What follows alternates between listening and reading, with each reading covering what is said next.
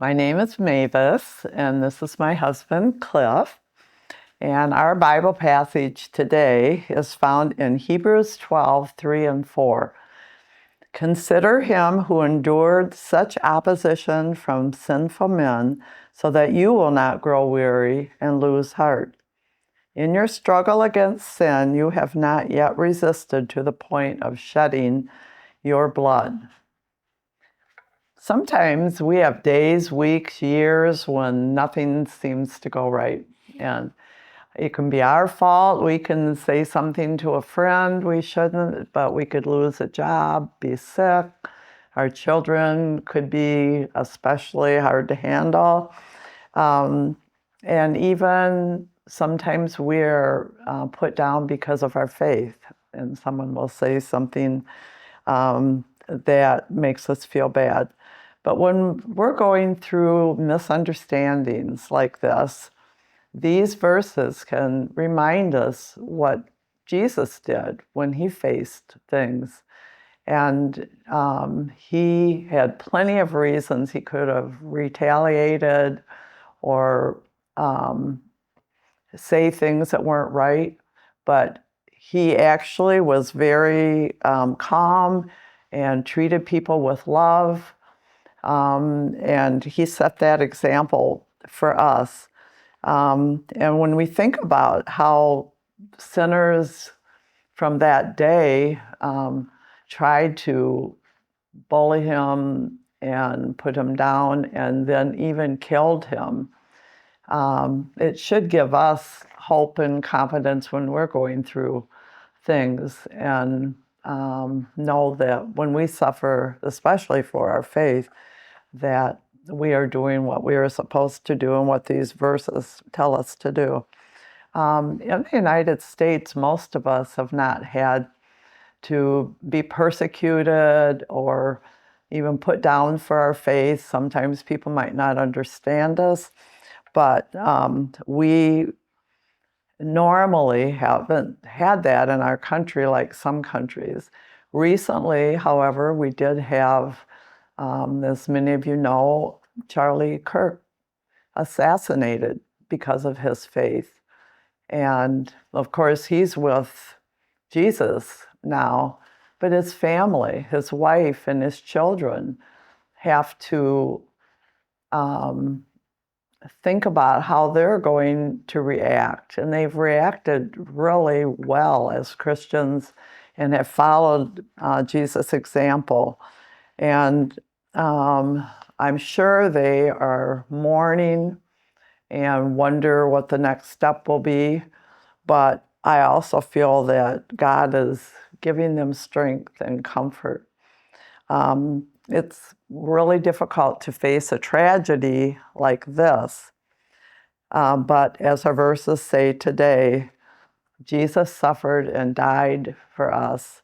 And seeing how he reacted when he never even did anything wrong, we can find strength in our faith to avoid becoming weary and losing heart.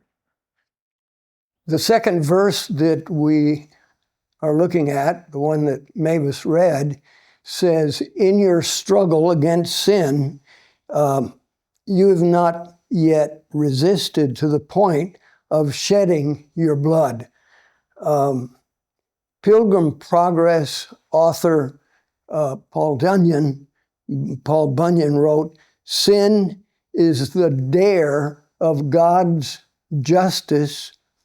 It is the rape of his mercy.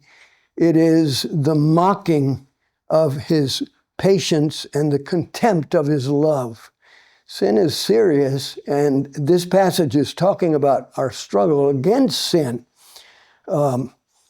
In our struggle against sin, the battleground is no longer other people around us, but it's in our mind.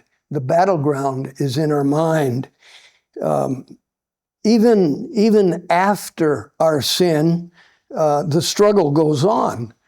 Not just when we're tempted. Have you ever felt like you deserved to be miserable after you've sinned? Have you ever felt like you deserved that? Have you felt like you never deserved not even a little crumb of God's mercy? The devil plays mind games on us. And we need to remember that out of the 31,000 verses in the Bible, there isn't a single place where God requires you to be worthy of His mercy or His love or Christ. There's not one where it says that we have to be worthy of it. But the question is, are we spiritual couch potatoes? That's the question. Am I a spiritual couch potato or a warrior? This verse is talking about being warriors in our battle against sin. Do we just lean back and expect God to do all the resisting against sin? In your struggle with sin, I have a part. You have a part in the battle. A part no one else can play. It's talking about in your struggle against sin. It's your struggle, my struggle.